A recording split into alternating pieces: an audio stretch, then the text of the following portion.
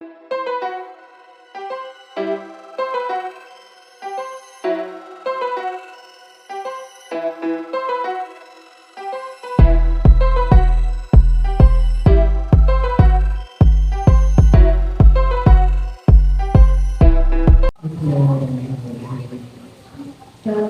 warahmatullahi wabarakatuh. Kepada ibu semuanya, semoga kita sampaikan kepada Allah Subhanahu wa Ta'ala atas kemudahan kesehatan dan keberkahan hari ini juga ya. Terima kasih juga kepada kawan-kawan yang bisa menghadiri dan yang menikmati media pada hari ini. Untuk selanjutnya acara ini kita sama-sama berdialog dengan mengucapkan bismillahirrahmanirrahim. Kemudian melanjutkan dengan kata sambutan dari kepala sekolah yang bangun dan dibantu dengan kemudian berikutnya dari Bapak Ibu dari Bapak Ibu. Terima kasih pada Bu Yenti. Selamat pagi Bapak Ibu semua. Yang spesial untuk yang akan mengadakan acara pengindasan kepada Bapak Ibu guru yang ada di SMA Negeri 9. Pertama-tama kami menyampaikan permohonan dari Bapak Ibu kepala sekolah karena berkenaan hari ini ada kegiatan seminar juga kepala sekolah di SMA 3. Jadi beliau mewakilkan saya untuk membuka atau memberi sambutan pada acara hari ini. Jadi beliau juga sudah menyampaikan pesan bahwa ada 2 poin. Poin pertamanya sangat mendukung kegiatan penindasan ini karena bagaimanapun sebenarnya kalau perubahan kurikulum kan otomatis bukan hanya kurikulum saja yang berubah kan. Cara Bapak Ibu mengajar juga pasti berubah, cara anak belajar juga ada berubah. Jadi mau tak mau ini sama-sama berubah. Jadi perubahan ini tidak bisa dihindari, apalagi setelah kita tahu saat pandemi mau tak mau kita harus menggunakan perangkat-perangkat guna, menggunakan aplikasi. Jadi intinya buat ibu kita harus belajar ya. Dan seperti kesepakatan kita saat rapat kemarin, mohon Bapak Ibu juga belajar lewat aplikasi OMS ya, sesuai dengan hasil rapor mutu kita. Memang Bapak Ibu dulu yang belajar di PKN ini sangat tinggi, jadi diharapkan banyak belajar ya. Karena belajar yang paling mudah kan online kan. Kalau kita ketemu yang similar berarti kan mungkin lama sekali. Kalau di PN kan kapan Bapak Ibu sempat bisa belajar. Walaupun tetap ada limitnya ya, kalau pelatihan itu biasanya 2 minggu. Jadi Bapak Ibu tetap harus mempersiapkan waktu. Bisa saat sore hari ataupun mungkin 1 minggu beberapa jam dipakai gitu ya. Itu pesan Bapak Ibu pertama ya. Yang kedua, nanti minggu depan atau 2 minggu lagi awal Februari ada kegiatan KTP khusus untuk penyusunan soal ujian sekolah USP, ujian satuan pendidikan dan PTS bersamaan. Jadi nggak terstandarisasi gitu. Jadi nanti mungkin ada juga sejenis pengindasan atau sharing pengalaman dari teman-teman atau guru yang lain yang mungkin lebih paham tentang penyusunan soal. Jadi kita nanti sama-sama belajar ya. Jadi 2 poin itu disampaikan Ibu untuk disampaikan hari ini ya.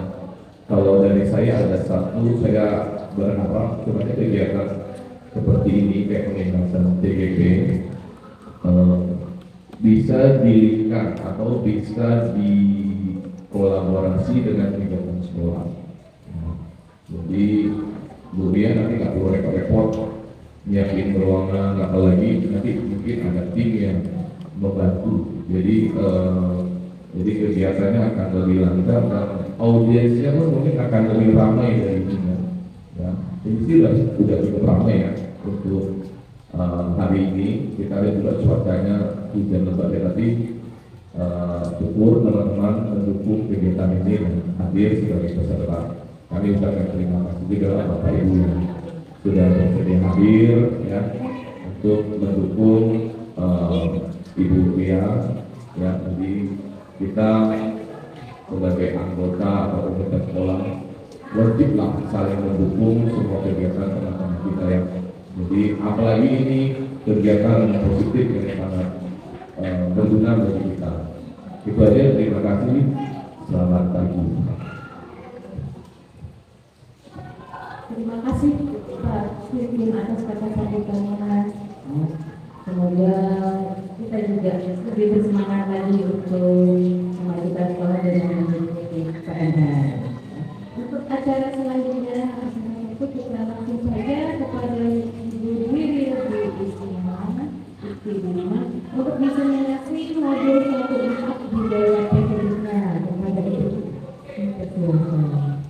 Terima kasih Ibu Wiri.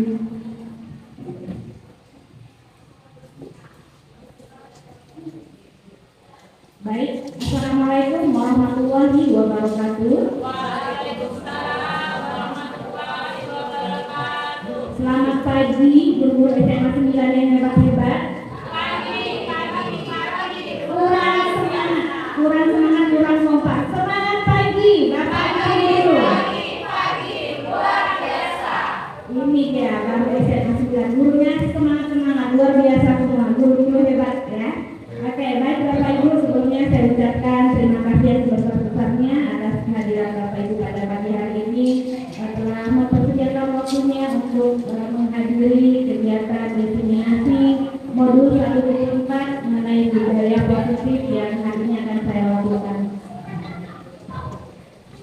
Sedikit informasi dari saya bahwa untuk kegiatan calon guru penggerak yang saya ikuti ini waktunya sudah berjalan kurang lebih selama 2 bulan ya Bapak Ibu. Nah, untuk materi budaya positif sendiri ini kami pelajari selama kurang lebih 2 minggu ya, kurang lebih 2 minggu, dan kami ditugaskan untuk melakukan aksi nyata mendiseminasikan materi modul 1/4 budaya positif ini kepada rekan-rekan guru SMA Negeri 9. Dan kami diberi waktu kurang lebih 1 sampai 2 jam ke depan ya Bapak Ibu. Jadi mohon untuk keaktifannya dari Bapak Ibu semua juga ya. Baik, sebelum memasuki materi, saya ingin mengajak Bapak Ibu untuk kita ice breaking sebentar ya. Kita ice breaking dulu. Boleh Bapak Ibu berdiri dulu sebentar. Kita bernyanyi sambil peregangan sedikit dari otot kita ya. Oke. Bapak Ibu semua di sini pasti sudah mengetahui lagu Sayonara, sudah tahu? Kita coba ya. Saya kasih contoh terlebih dahulu, nanti Bapak Ibu mengikuti gerakan dan lagunya. Yang pertama, Sayonara, sayonara, sampai berjumpa pulang. Nah, tapi ini lagunya nanti kita ganti hanya sampai saja ya. Jadi sayonara, sayonara, sampai. Kita ganti yang pundak lutut kaki ya. Jadi sayonara, sayonara, sampai pundak lutut kaki, lutut kaki. Tapi Bapak Ibu ikuti gerakannya juga ya. Jadi jangan hanya suaranya aja, tapi diharapkan ikut bergerak juga. Untuk peregangan di pagi hari ini atas dasar olahraga ya Bapak Ibu ya. Selanjutnya ada lagunya seterusnya ya, masih ada di sana ya. Buat apa susah, buat apa susah, susah itu tak ada gunanya. Kita ganti ya. Jadi buat apa pundak, buat apa pundak, pundak itu, pundak lutut kaki, lutut kaki.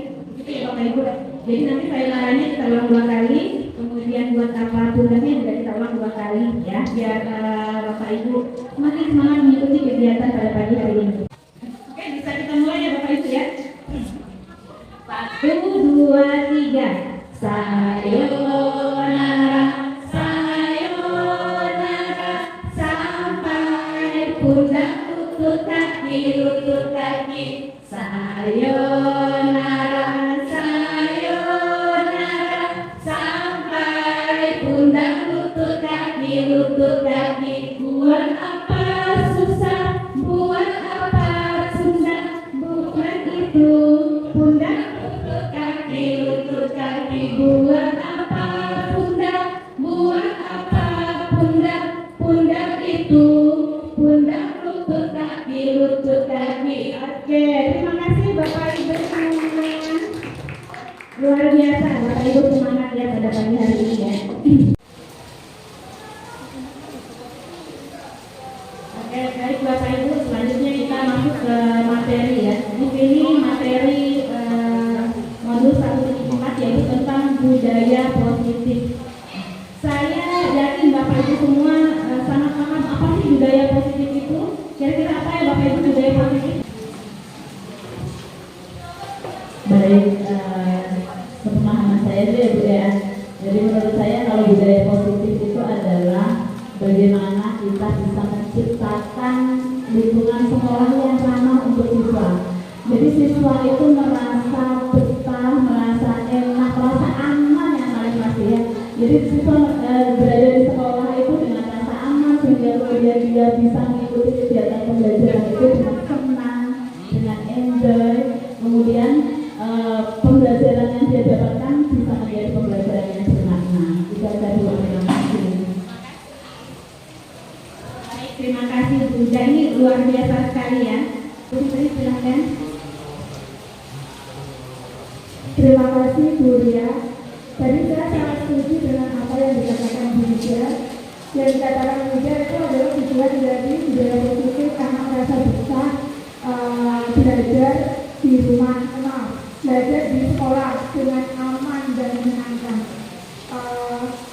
Itu tujuan budaya positif. Jadi budaya positif itu sendiri adalah kebiasaan baik yang sudah dilakukan di sekolah dalam mungkin dalam jangka waktu yang lama sehingga itu membudaya pada akhirnya. Jadi kebiasaan yang sudah baik bisa saja untuk peserta anak didik yang baru, kebiasaan baik itu kan harus menyesuaikan. Jadi kemudian kalau itu sudah terbiasa dan penuh kesadaran, kebiasaan baik akan membudaya di lingkungan sekolah.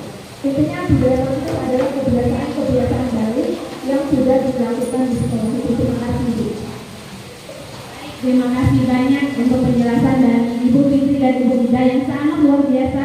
Guru-guru SMA 9 mengenai pemahamannya terhadap budaya positif ya Bapak Ibu ya. Nah, budaya positif di sekolah betul sekali dikatakan oleh Bu Fitri ini tulis juga kan ya bahwa budaya positif adalah kebiasaan-kebiasaan baik yang sudah kita lakukan, yang sudah kita terapkan di sekolah.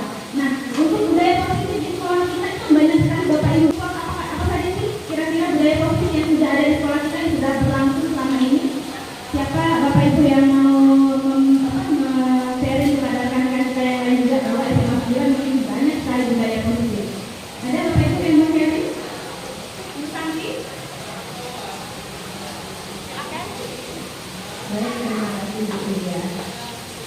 Budaya positif yang ada di SMA 9 salah satunya adalah literasi. Literasi yang diterapkan di sekolah dengan melibatkan siswa untuk aktif dalam membaca. Kemudian juga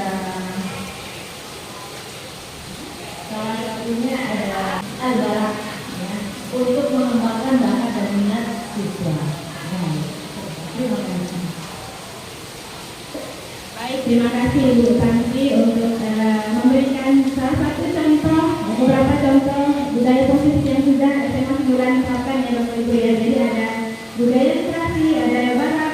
Kemudian selain itu kita juga biasa ya anak-anak kita kalau hari-hari besar nasional dan lain-lain kita ikut merayakannya, mengenalkan kepada anak-anak mengenai budaya kearifan kita juga seperti sapahan, kemudian anak-anak kita perkenalkan dengan tari kepin ketika acara-acara yang kedaerahan seperti itu ya Bapak Ibu ya. Misalnya pada tanggal 22 Oktober hari dari Pontianak kita juga perkenalkan kepada anak-anak mengenai seragam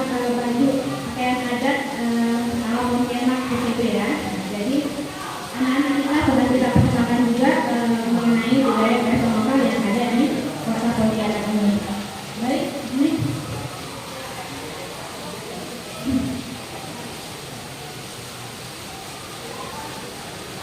sebelum saya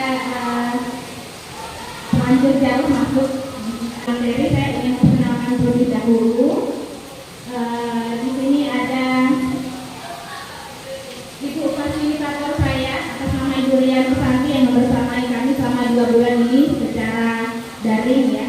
Kemudian ada Ibu Indayati selaku pengajar praktik saya yang membersamai saya secara luring. Kemudian ada Ibu kepala sekolah kita, Ibu Krisnawati Purnamasari, SPD, dan ada saya sendiri selaku penyaji.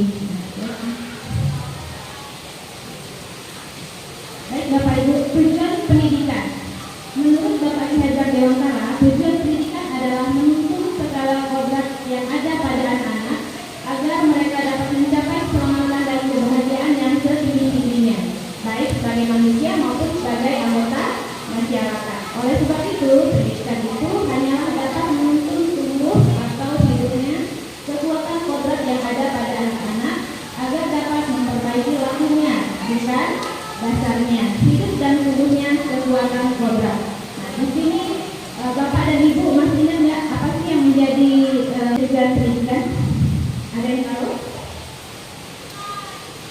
Ada yang mau share?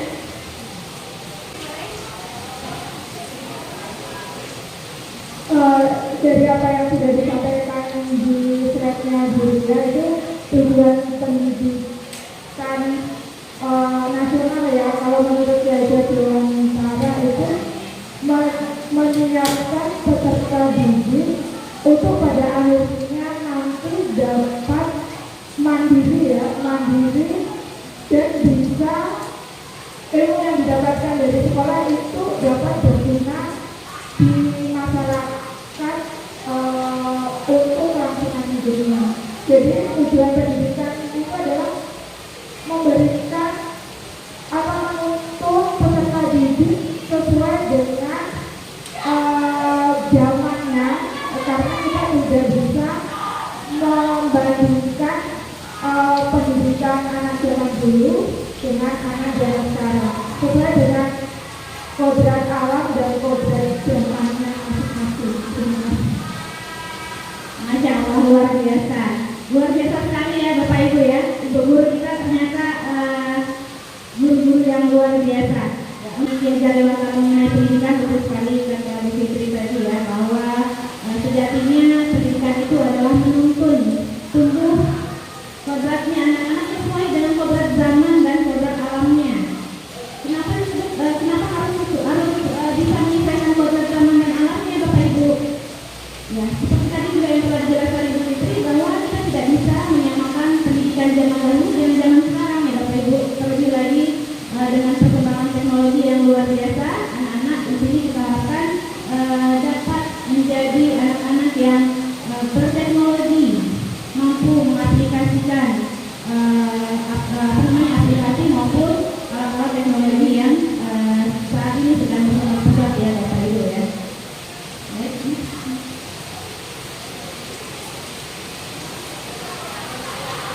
Budaya positif tadi sudah kita jelaskan apa itu budaya positif. Ini tadi masih di budaya positif ya. Budaya positif di sekolah yaitu nilai dan kegiatan di sekolah yang berpihak kepada murid agar mereka dapat berkembang menjadi pribadi yang kritis, penuh hormat dan bertanggung jawab sesuai dengan proses pelajar Pancasila.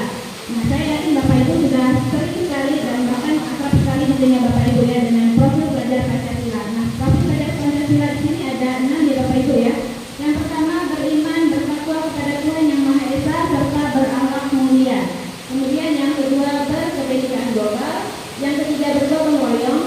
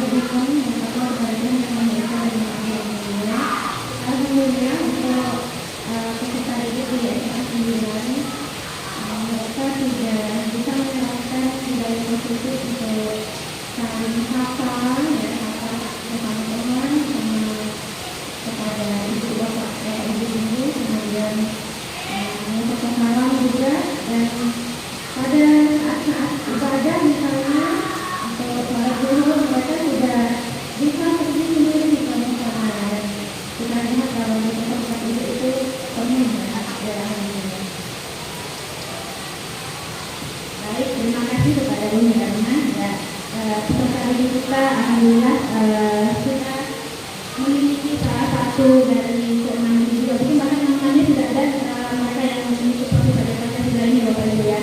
Kalau untuk yang beriman dan bertakwa kepada Tuhan Yang Maha Esa, tadi seperti yang dijelaskan mereka bahwa anak-anak kita sudah terbiasa, bahkan mereka sering tanpa diperintah juga sudah pergi di musola kalau sudah waktunya sholat seperti itu. Tempat wudhu biasanya dipenuhi, bahkan biasanya anak-anak menumpang di tempat wudhunya dulu gitu ya.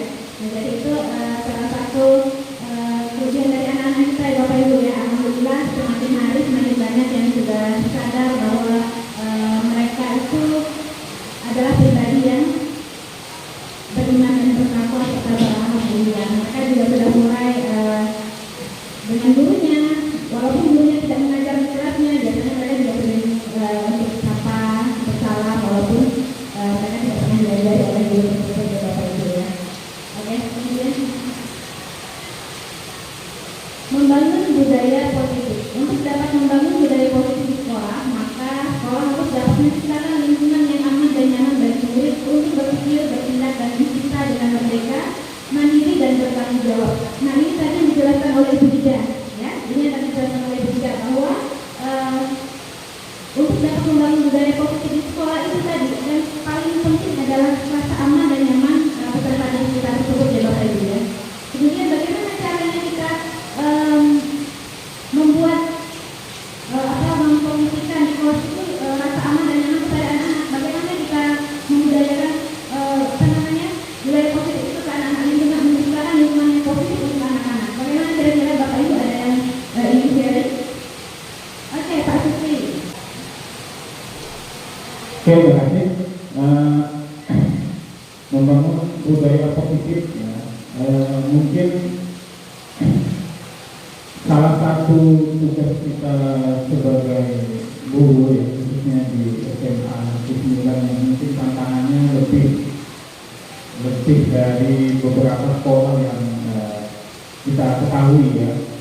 Jadi untuk dapat membangun budaya positif di sekolah kita itu memang salah satu adalah lingkungannya. Pertama, anak merasa nyaman dulu lah di sekolah. Kalau anak sudah merasa nyaman, tidak lagi di dalamnya. Kalau di dalamnya enak, anak akan pertama dia akan dapat energi positif lah dari sekolah yang dia datangi. Jadi tugas kita sebagai guru dan warga sekolah yang diberikan amanah untuk mengelola sekolah itu adalah salah satunya mengusahakan tempat dia menuntut ilmu itu adalah tempat yang paling aman untuk dia, sehingga dia merasa betah untuk di sekolah.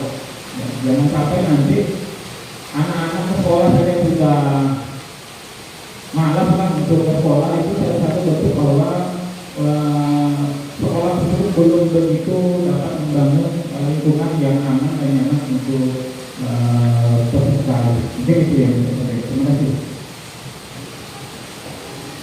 Terima kasih banyak Pak Sutri, dosennya luar biasa sekali ya. Ada tambahan dari Bu Imin. Oke, silakan Bu Imin. Dari saya sendiri, mungkin kalau dari saya, ini tadi yang apa yang tadi disampaikan Pak Sutri tadi, yaitu pertama kali adalah lingkungan. Jika lingkungan tidak enak, tidak nyaman, maka berarti insya Allah kita juga akan enak. Nah, dari saya mungkin ada tambahan juga, bagaimana salah satu cara kita membangun budaya positif, yaitu pertama adalah kita menularkan budaya baik yang telah kita lakukan, yang kita punya, yang tidak baik kepada guru yang lain atau kepada siswa. Jadi itu salah satu caranya. Jadi jangan hanya kita sendiri yang melakukan itu, tapi caranya dengan menularkan kepada guru-guru yang lain. Itu yang pertama. Yang kedua, kita berusaha untuk menguatkan apa yang sudah ada, apa yang sudah baik di lingkungan sekolah, itu kita pertahankan gitu. Jadi jangan terlena sekali sudah baik nih, tapi tidak kita pertahankan, tidak kita kuatkan. Nah, itu juga salah satu upaya untuk menjadi budaya positif. Itu dari saya, Bu. Terima kasih. Oke, luar biasa sekali ya Bapak Ibu ya. Semakin kesini kayaknya Bapak Ibu semakin semangat ya. Jadi benar sekali tadi yang dikatakan oleh Pak Sutri dan Bu Imin mengenai membangun budaya positif di lingkungan sekolah, rasa aman dan nyaman sehingga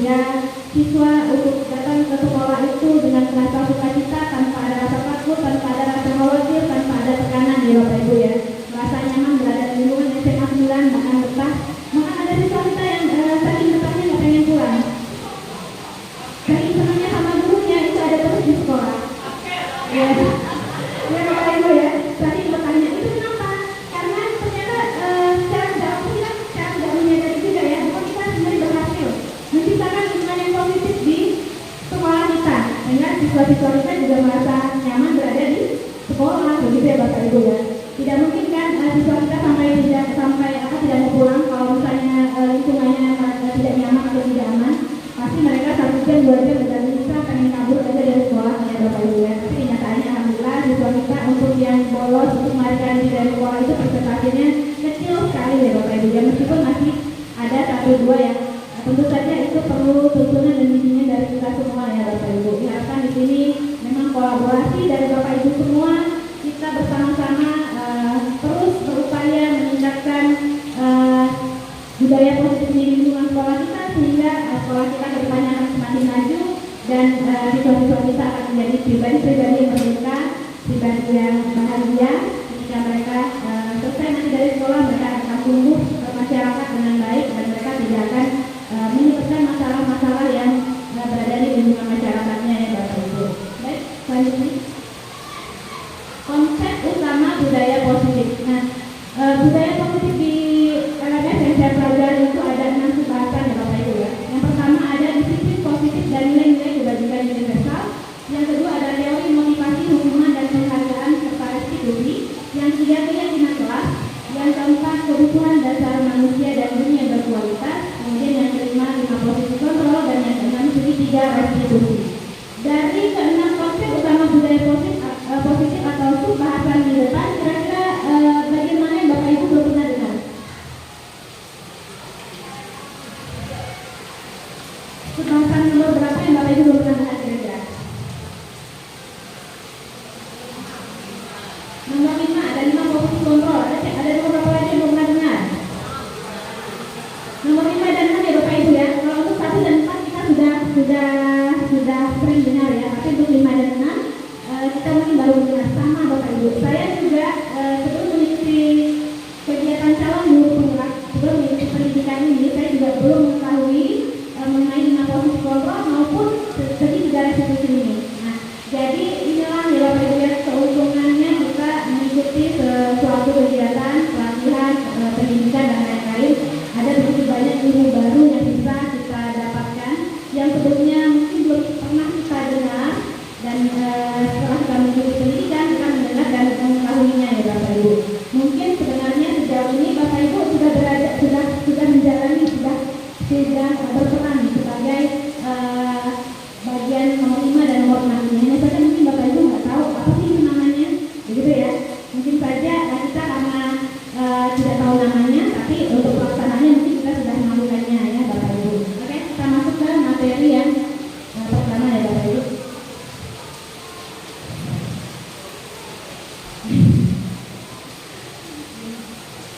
Yang pertama disiplin positif dan nilai-nilai kebajikan universal. Di sini saya punya pernyataan pemantik ada 3 ya. Di sini saya ingin Bapak Ibu berpendapat setuju atau tidak mengenai ketiga pernyataan pemantik ini ya. Yang pertama, hukuman dapat mendisiplinkan anak. Setuju nggak Bapak Ibu? Setuju? Kenapa Ibu setuju?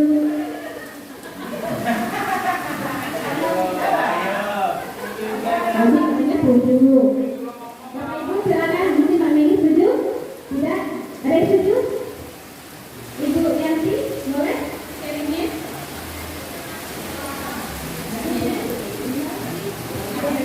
Bu Yanti yang ingin sharing, terima kasih Bu. Ya, terima kasih setuju ya. Mungkin dengan memberikan hukuman itu jadi memberitahukan anak perbuatannya itu sebetulnya tidak baik. Sehingga itu bisa ada. Baik, terima kasih Bu. Jadi menurut Bu setuju ya bahwa hukuman dapat mendisiplinkan anak. Nah, tadi alasan Bu karena kalau tidak dihukum anak katanya tidak tahu udah Bu. Tujuannya adalah untuk memberitahukan kepada anak bahwa apa yang mereka lakukan itu salah, begitu ya.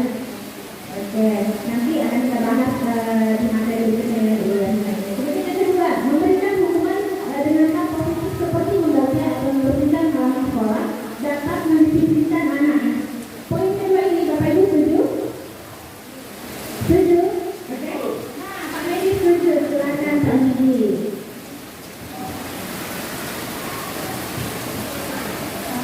Ya, terima kasih. Memberikan hukuman dengan hal positif seperti membaca, membersihkan halaman sekolah dalam mendidik anak ya. Jadi saya setuju ya. Yang bukan saya berpendapat, nanti saya sebagai jadi ini pendapat pribadi kemungkinan ya. Jadi untuk membiasakan anak dengan perbuatan yang mungkin dilakukan bermanfaat. Jadi selain memberikan dukungan, perbuatan itu bermanfaat bagi lingkungan sekitarnya juga. Jadi bisa menunjukkan budaya-budaya positif yang kemungkinan itu anak akan mendengar seperti ini. Jadi menganggap itu bukan dukungan, ya. Tapi kebiasaan-kebiasaan yang dilakukan akibat dari perbuatan-perbuatan yang tidak sesuai dengan tata tertib. Baik, terima kasih Pak Medi, luar biasa sekali. Menurut Pak Medi setuju ya, memberikan hukuman dengan hal mungkin seperti membaca atau membersihkan halaman sekolah dapat mendisiplinkan anak ya. Jadi saya bilang gini, setiap dan kafir saya akan nilai ada 9 poin dan ini terbaik saya kasih es krim yang paling mahal ada di kemarin tuh. Jadi ternyata setelah itu lusanya berikutnya mereka tuh semangat gitu. Padahal berikutnya tidak saya beri lagi penghargaan itu, tapi udah pernah saya coba dan saya pikir saya setuju dengan poin ini. Baik, setelah Bu Mimi coba, kemudian tidak memberikan penghargaan lagi, kira-kira anak masih semangat tak berikutnya? Masih ya, masih semangat ya. Oke, berarti poin ini masih berdampak ya Bu Mimi ya. Silakan Bu Fitri. Terima kasih Bu ya. Ini ya, saya coba ya, karena di setiap kelas atau di setiap sekolah atau bahkan di setiap kelas itu kan beda ya, beda perlakuan tergantung latar belakang siswa itu sendiri. Saya pernah mencoba seperti ini mungkin di sekolah yang lain ya. Jadi pada awalnya untuk merangsang aktivitas anak itu kita memberikan reward ya, kita semua aktivitas yang dilakukan itu ada penilaian, termasuk mereka berpendapat, siapa yang aktif itu meskipun ada nilainya, tapi kemudian kita sampaikan ke anak. Ini nanti yang pendapatnya bagus, yang aktif nanti ibu dikasih nilai ya. Itu berlangsung beberapa saat.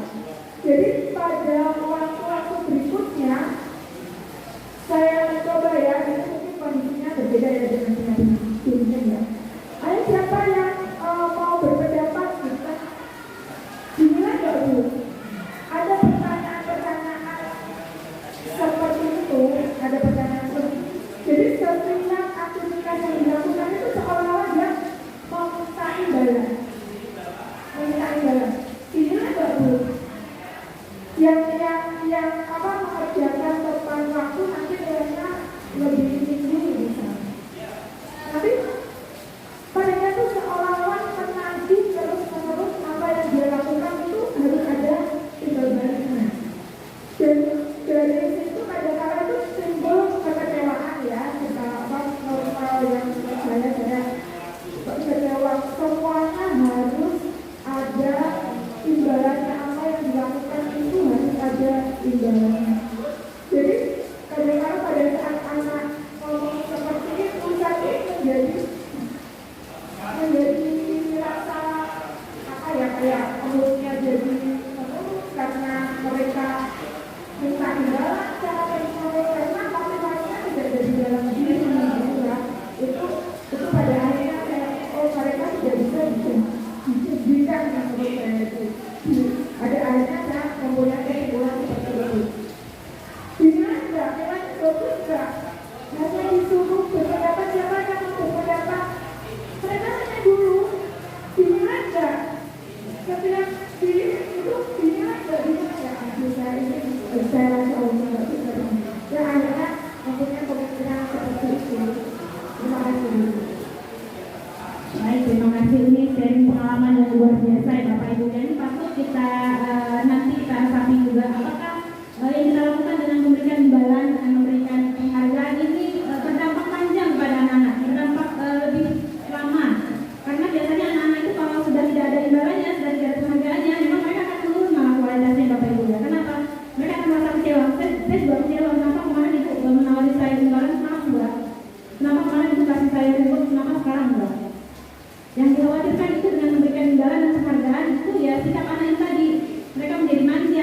kebiasaan dengan yang segala sesuatu yang mereka lakukan itu harus ada imbalannya. Ya, ini tadi betul sekali menurut Bu Fitri. Kalau saya pribadi juga pernah mengalami hal yang sama. Ketika kita tujuannya ingin memotivasi anak, ayo nak, siapa yang menentukan tepat waktu, nilainya akan Ibu tambahin. Siapa yang menentukannya terlambat, nilainya akan berkurang. Jadi anak-anak itu bukannya termotivasi dari dalam, bukannya karena keinginan mereka untuk lebih baik lagi, menjadi pribadi yang bertanggung jawab dan lain-lain, tapi melainkan mereka hanya ingin mendapatkan nilai yang lebih tinggi aja dari teman-temannya. Walaupun kadang-kadang cepat, tapi yang mereka kumpulkan belum tentu benar. Ya, Bapak Ibu ya, karena tadi diiming-imingi dengan nilai yang lebih aja, maka mereka berusaha untuk mengumpulkan lebih cepat tepat waktu, namun semua itu bukanlah dari dalam diri mereka, melainkan keterpaksaan dan karena ingin ada imbalan atau ada suatu penghargaan untuk mereka. Oke, baik sekali. Baik, selanjutnya di sini saya punya sebuah permainan, cobalah buka. Nah, di sini saya butuh peran Bapak Ibu ya. Silakan nanti Bapak Ibu. Di sini permainannya terdiri dari masing-masing 2 orang. Orang pertama adalah A dan orang kedua adalah B. Si A memiliki benda yang paling berharga di genggaman tangannya, dan si B ini kepo, penasaran, pengen tahu, pengen memilikinya gitu ya. Jadi dia berupaya dengan segala macam cara, baik itu dengan cara membujuk, merayu, kemudian bahkan dia dengan sedikit memaksa, kemudian ketika dipaksa pun masih tidak dapat, lalu dia menghardik, bahkan sampai mengancam untuk mendapatkan apa yang dimiliki si A, apa yang ada di dalam genggaman tangan si A. Nah, di sini saya ingin Bapak Ibu bermain peran berdua ya, Bapak Ibu ya. Silakan Bapak Ibu coba pilih salah satu benda yang menurut Bapak Ibu paling berharga yang ada di sekitar Bapak Ibu. Ya, misalnya cincin kawinnya. Ada yang punya cincin kawin, yang belum kawin kan? Yang punya cincin kawin silakan. Nah, misalnya. Iya, seolah-olah jadi seolah-olah di dalam genggaman Bapak Ibu ada barang yang paling berharga menurut Bapak Ibu. Ayo dicoba Bapak Ibu, silakan. Saya kasih waktu 2-3 menit Bapak Ibu sampai berhasil membuka atau mendapatkan apa yang ada di tangan kita. Jadi akan memberikannya atau tidak Bapak Ibu. Berusaha semaksimal mungkin sampai dapat. Baik itu dengan cara merayu, membujuk, memaksa, bahkan menarik, walaupun sampai mengancam sekalipun. Silakan Bapak Ibu lakukan. Apakah si A akan memberikan apa yang ada di dalam genggamannya atau tidak? Silakan Bapak Ibu. Saya hitung ya Bapak Ibu ya. Beberapa 2 menit saja waktunya. Berdua silakan Bapak Ibu. Bermain peran berdua.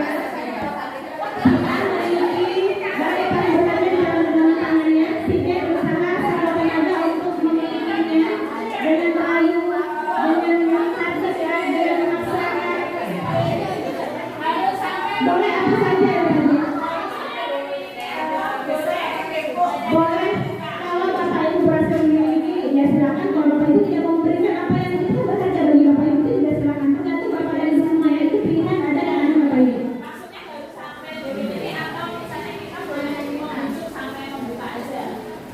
Sampai memiliki. Boleh marah-marah, butak-butak silakan diancam saya. Ayo silakan Bapak Ibu. Umi di sini pegang kunci, gara-gara kunci dia akan dikasih apa kalau tidak pegang pasti kebetulan. Nah, coba Umi silakan.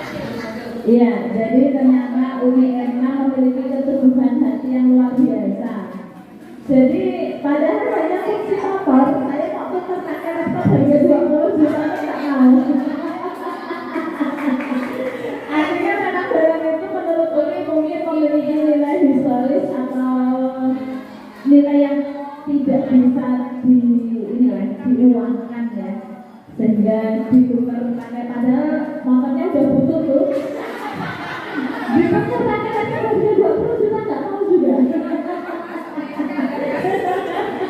Itu baik, terima kasih Bu Ida. Ini tadi Bu Ida tidak berhasil merayu, membujuk, bahkan tidak berhasil memasak UMA. UMA apa alasannya? Nanti saya bertanya kepada Ibu Ida, silakan.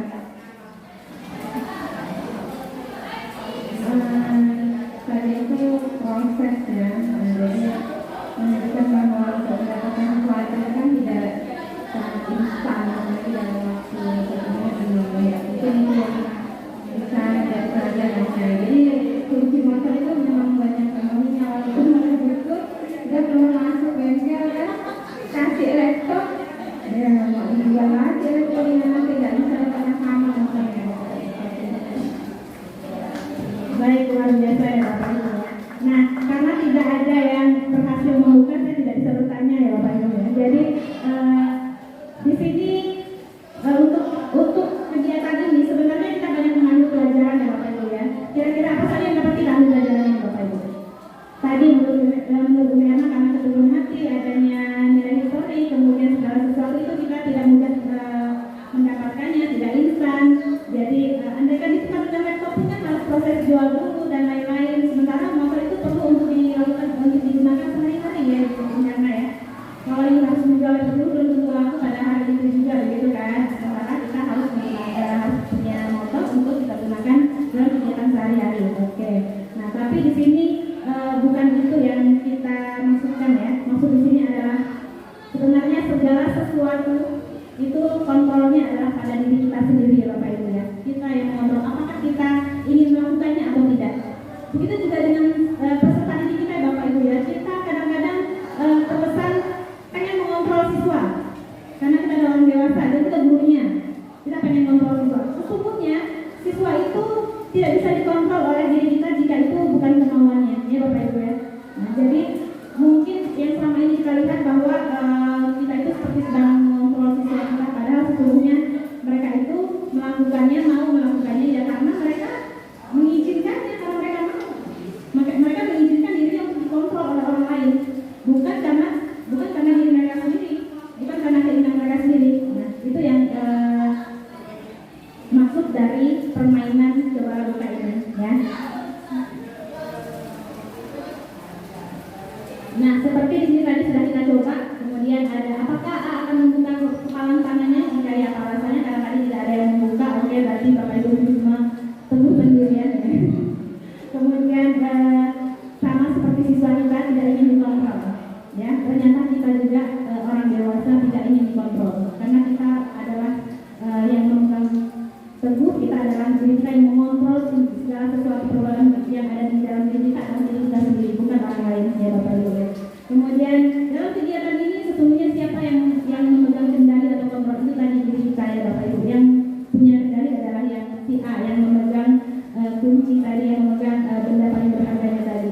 Walaupun dibujuk, dihardik, diancam dan lain-lain, bahkan tadi ditawari barang yang jauh harganya nilainya lebih besar dari barang yang kita miliki, tapi karena kita yang memiliki peran kontrol dalam diri kita, maka tidak akan kita berikan kepada siapapun karena itu tadi mungkin punya nilai histori dan manfaatnya bagi kita ya. Oke. Silakan ya.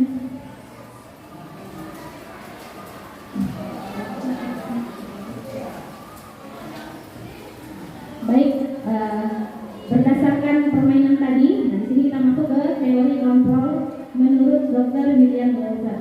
Meluruskan beberapa miskonsepsi tentang makna kontrol. Ya. Ini merubah paradigma kita tentang makna kontrol ya Bapak Ibu ya. Fungsi guru mengontrol murid. Ini tadi yang sudah saya jelaskan juga bahwa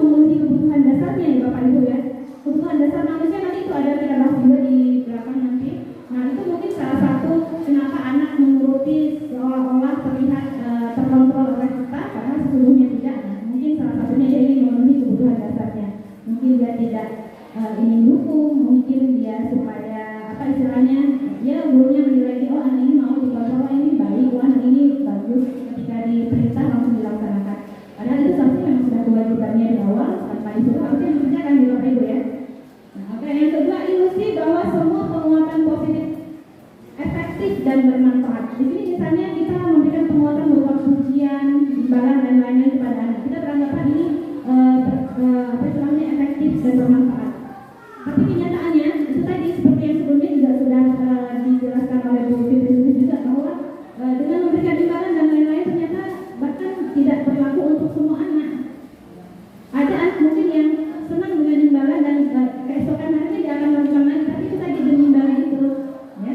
Tapi jika imbalan itu tidak ada lagi untuk si anak tidak akan melakukannya lagi, tidak akan mau melakukannya lagi. Kemudian ilusi bahwa kritik dan membuat orang merasa bersalah dapat menguatkan karakter. Nah, di sini kita biasa ya Bapak Ibu ya, kadang-kadang kita jika menghadapi permasalahan siswa kita, seringkali kita mengatakan, kamu ini gimana sih nak? Kamu gak eksidennya sama orang tua kamu yang sudah bersusah payah menyekolahkan kamu, membiayai kamu, mengurus kamu dari kecil sampai besar kayak gini. Tapi kamu di sekolah gimana? Apa yang kamu lakukan? Kamu bermain saja, kamu tidak ada perubahan, kamu bikin malu orang tua kamu. Kalau itu kan orang tua kamu gimana coba perasaan orang tua kamu? Begitu kan Bapak Ibu ya? Nah kalau ibu guru seperti ini bagaimana kira-kira? Apa yang terjadi dengan anak didik kita? Dia akan merasa buruk, dia akan merasa bersalah, ya Bapak Ibu ya. Dia akan merasa bersalah, dia akan merasa buruk, dia akan merasa gagal, dia akan merasa, dia bahkan kecewa dengan dirinya sendiri ya Bapak Ibu ya. Kemudian ilusi bahwa orang dewasa memiliki hak untuk memaksa. Nah ini tadi kita merasa kita sebagai seorang guru adalah seseorang yang lebih dewasa dan kita berhak untuk memaksa atau memberikan anak-anak kita. Bahkan bukan hanya kepada anak didik kita di rumah juga biasanya begitu ya Bapak Ibu ya. Padahal anak kita misalnya nggak mau, anak kita usia anak SD biasanya kita terpaksa tidur siang, benar nggak Bapak Ibu? Padahal anak itu pengennya bermain, tapi kita paksa tidur siang, kita kontrol, kita paksa, bahkan kita marah-marahin walaupun kita pukul sampai dia mau tidur, benar nggak Bapak Ibu? Nah ini semuanya adalah ilusi ya Bapak Ibu ya. Kita seolah-olah sedang mengontrol anak itu, padahal sesungguhnya tidak ya Bapak Ibu ya. Anak itu seperti terlihat dikontrol, mau dikontrol ya itu kan karena dia mengizinkannya karena untuk memenuhi kebutuhan dasarnya. Dia takut kalau misalnya dia tidak tidur, dia dimarah sama orang tuanya kan begitu ya. Bagaimana seseorang bisa berubah dari paradigma stimulus respon kepada pendekatan teori kontrol? Ini menurut Peter R. Bila kita ingin membuat kemajuan perlahan sedikit-sedikit, ubahlah sikap atau perilaku Anda. Namun bila kita ingin memperbaiki cara-cara rumah kita, maka kita perlu mengubah kerangka acuan kita. Ubahlah bagaimana Anda melihat dunia, bagaimana Anda berpikir tentang manusia. Ubahlah paradigma Anda, skema pemahaman dan penjelasan aspek-aspek tertentu tentang realitas. Nah, di sini ini yang kita upayakan, kita berubah dari pandangan yang lama ya Bapak Ibu yang tadi yang kita menganggap kontrol itu semua ada pada orang tua. Kemudian harus kita ubah dengan cara pandang yang lain bahwa sebenarnya anak itu memiliki kontrol sendiri. Cuma bagaimana sih kita caranya supaya anak itu dapat mengontrol dirinya sendiri, namun dengan nilai-nilai yang baik Bapak Ibu ya, dengan nilai-nilai yang sesuai seperti itu. Next. Lalu makna kata disiplin. Jadi kata disiplin itu apa? Apa sih disiplin itu? Bapak Ibu? Melakukan sesuatu sesuai dengan aturan. Melakukan sesuatu sesuai dengan aturan. Apalagi? Berhubungan dengan tata tertib. Biasanya seperti itu ya kalau kata disiplin ya. Apalagi? Apalagi kira-kira Bapak Ibu?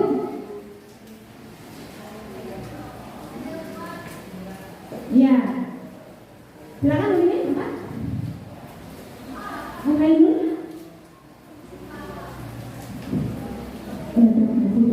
Kalau menurut saya disiplin itu adalah salah satu dari rasa tanggung jawab setiap apa yang kita lakukan.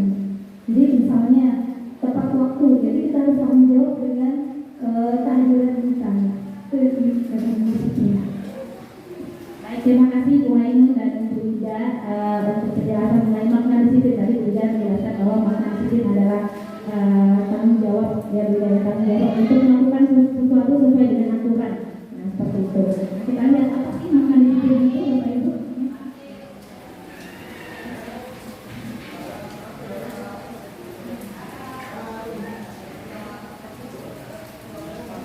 Menurut Bapak Ki Hajar Dewantara menyatakan bahwa untuk mencapai kemerdekaan atau dalam konteks pendidikan kita saat ini, untuk menciptakan murid yang merdeka, syarat utamanya adalah harus ada disiplin yang kuat. Disiplin yang dimaksud adalah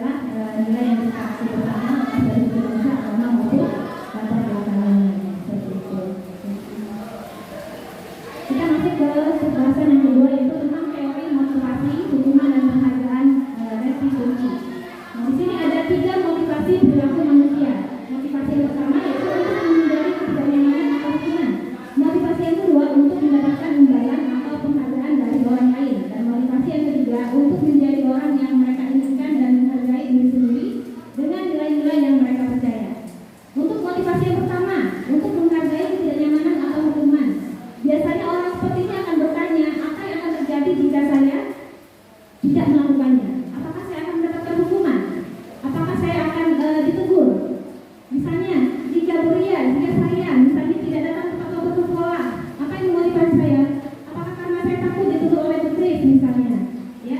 Selama ini saya kadang-kadang masih seperti itu ya Bapak Ibu ya. Saya sendiri masih seperti itu.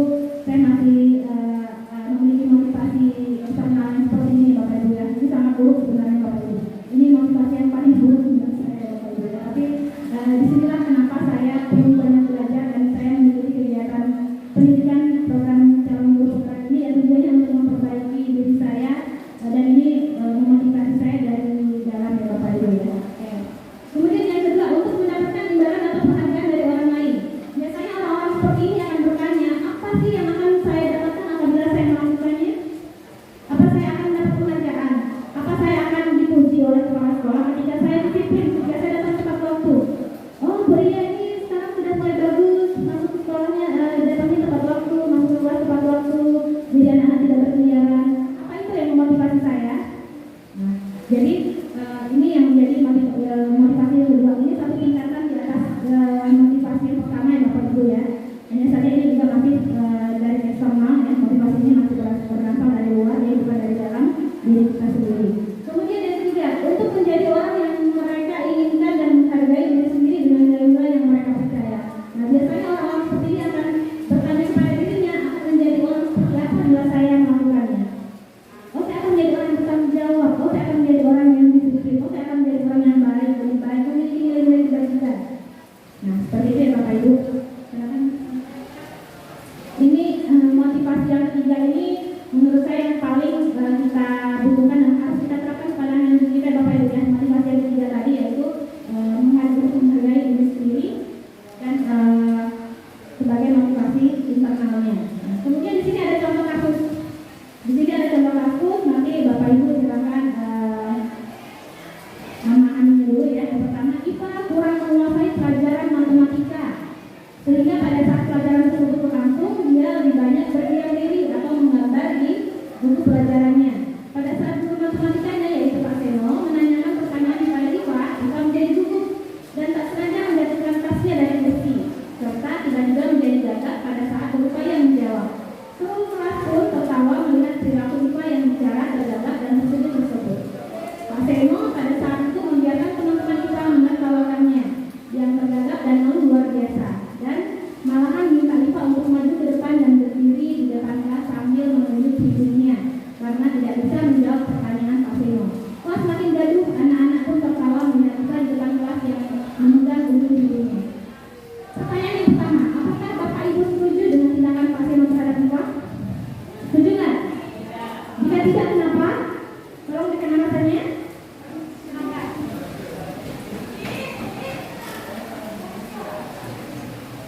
Ya, di sini ada kasus tindakan Pak Seno terhadap Ipa ya, karena saya tidak setuju karena tindakan yang Pak Seno lakukan ini merupakan tindakan buruk ya, seperti yang dilakukan oleh pemateri tadi, bahwa kita tidak seharusnya membuat siswa itu semakin merasa buruk, semakin merasa bersalah, semakin merasa bahwa ia tidak bisa apapun yang kelas. Contohnya ya, pada saat anak yang tidak fokus di kelas, kita kadang memang semakin membuat ia merasa buruk. Misalnya kita contoh kita imam misalnya, imam ayo, imam belajar, jangan ngomong, jangan cerita terus, kamu ini bagaimana? Kita itu malah banyak memberikan label ya. Padahal seharusnya kita itu bisa memberikan motivasi dari luar tadi, misalnya dengan menunjuk misalnya itu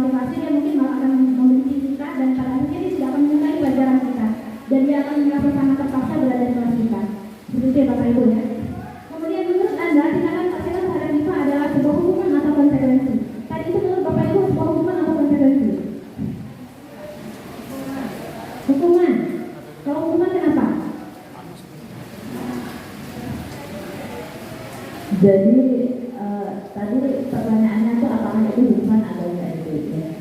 Jadi itu jelas sekali nampak hukuman karena kan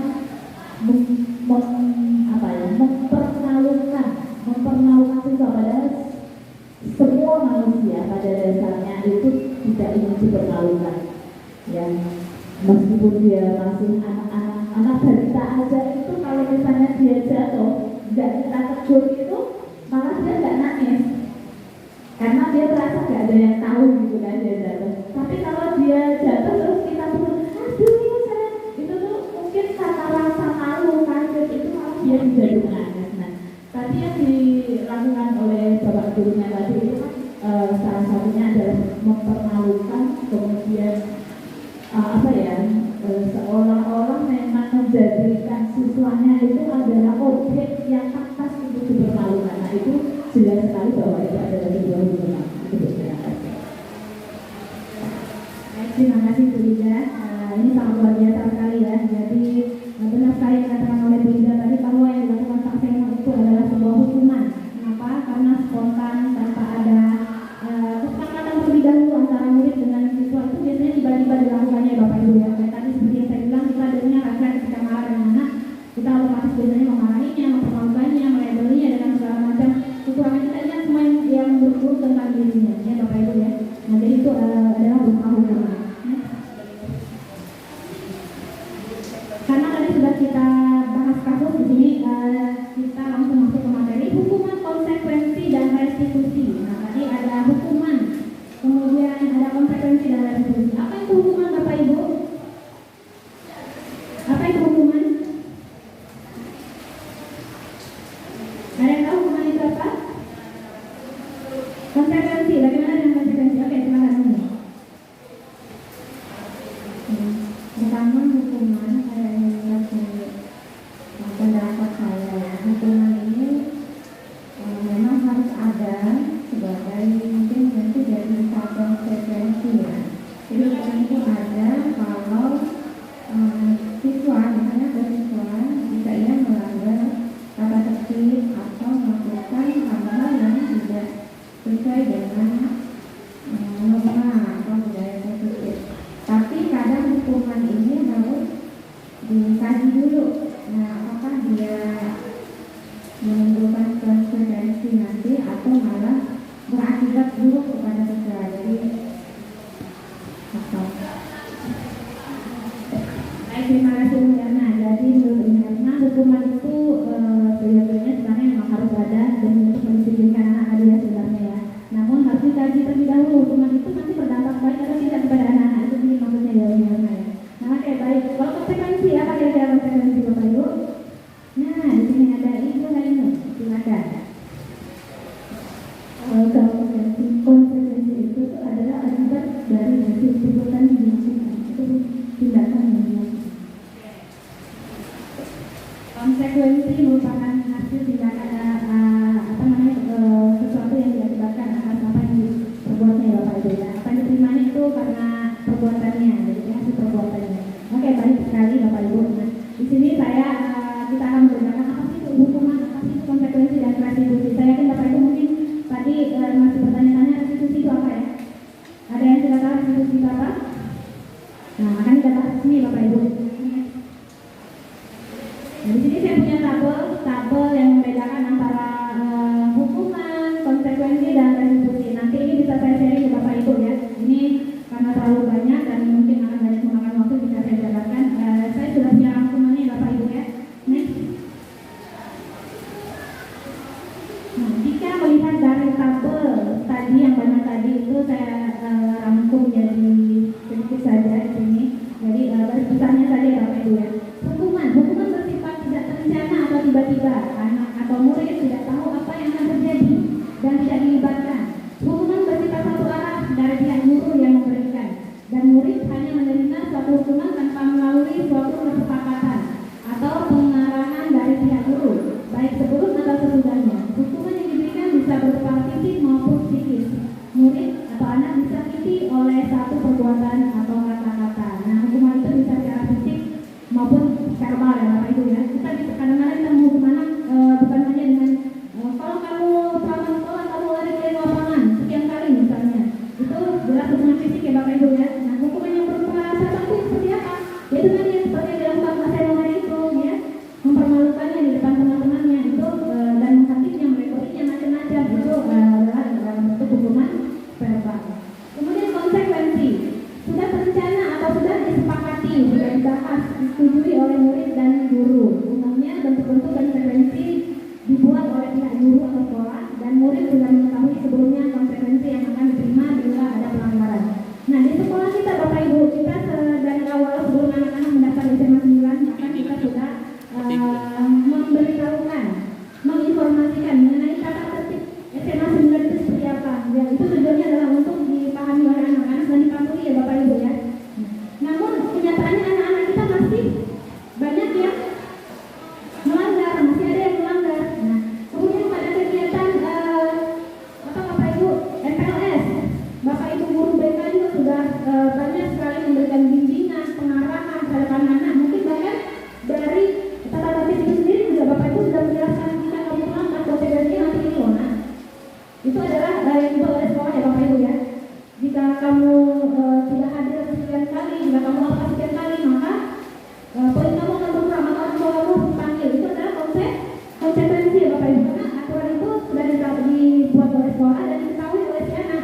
Namun jika dia masih melakukannya, maka konsekuensi itu harus diterimanya, begitu ya Bapak Ibu ya. Kemudian yang ketiga, restitusi. Restitusi adalah proses menciptakan kondisi bagi murid untuk memperbaiki kesalahan mereka sehingga mereka bisa kembali pada kelompok mereka dengan karakter yang lebih kuat. Dosen 2004. Restitusi juga merupakan proses kolaboratif yang mengajarkan murid untuk mencari solusi untuk masalah mereka dan membantu murid berpikir tentang orang seperti apa yang mereka inginkan dan bagaimana mereka harus memperlakukan orang lain. Johnson Dosen 1996. Nah, di sini restitusi yang dimaksud adalah adanya hubungan kolaborasi terhadap guru dan siswa Bapak Ibu ya. Jika kita ingin melakukan suatu tindakan atas permasalahan siswa, di awal kita sudah harus memiliki keyakinan kelas dulu. Jika melanggar anak-anak apa sih konsekuensi itu juga sudah harus disepakati bersama oleh siswa. Jadi bukan guru yang menentukan, bukan sekolah yang menentukan, tapi siswa sendiri boleh yang menentukan kalau mereka melanggar peraturan ini, maka konsekuensinya mereka harus apa? Mereka sendiri yang punya boleh seperti itu ya Bapak Ibu ya.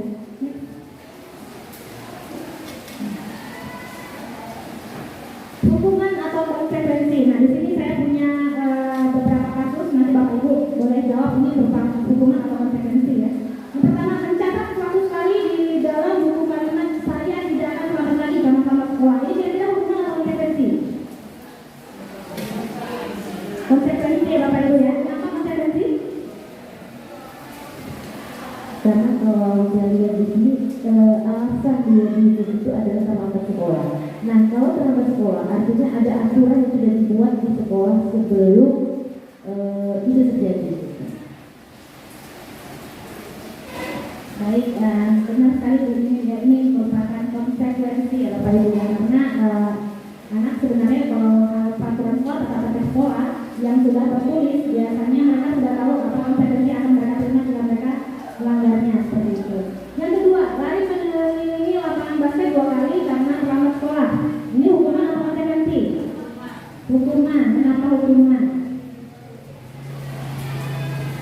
Karena ini ya di dalam aturan itu pasti tidak ada dalam aturan ketika siswa terlambat sekolah maka siswa harus mengelilingi lapangan basket sebanyak 2 kali.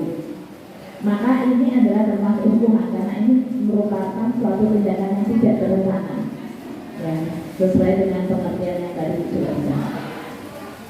Baik, baik sekali ya Ibu. Jadi lari mengelilingi lapangan basket 2 kali karena terlambat sekolah ini jelas hukuman karena tadi juga hukuman bisa berupa fisik juga ya Ibu ya. Nah kemudian tidakkah anak akan menjadi lebih terlambat lagi jika dihukum lari lagi gitu kan? Benar ya Bapak Ibu? Semakin lama dia masuk ke kelas ya Bapak Ibu ya. Nah jadi nanti mungkin itu di sekolah kita tidak pernah berlaku seperti ini ya. Kalau ada sesuatu lama kita suruh lari di lapangan nggak pernah ya Bapak Ibu ya. Kalau di sekolah kita apa Bapak Ibu?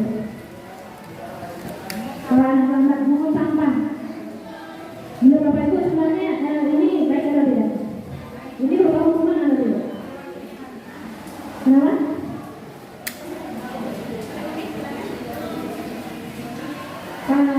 di sekolah kita yang ditemukan itu sebenarnya mengusahakan ya. Dia bisa jadi konsekuensi karena hukumannya itu bukan yang fisik kan. Ya, dia sudah tahu bahwa sampai selama sampai akan membuat dampak. Yaitu keadaannya ya, sekitarnya ada. Baik, terima kasih. Ini jadi dari membersihkan dari sampah tadi ya. Memungut sampah kalau kita dari sekolah kita harusnya kalau pertama kita memungut sampah itu ya. Itu ini adalah konsekuensi karena kita sudah tahu kalau pertama ya mereka harus memungut sampah karena memang sudah ditetapkan konsekuensi oleh sekolah ya.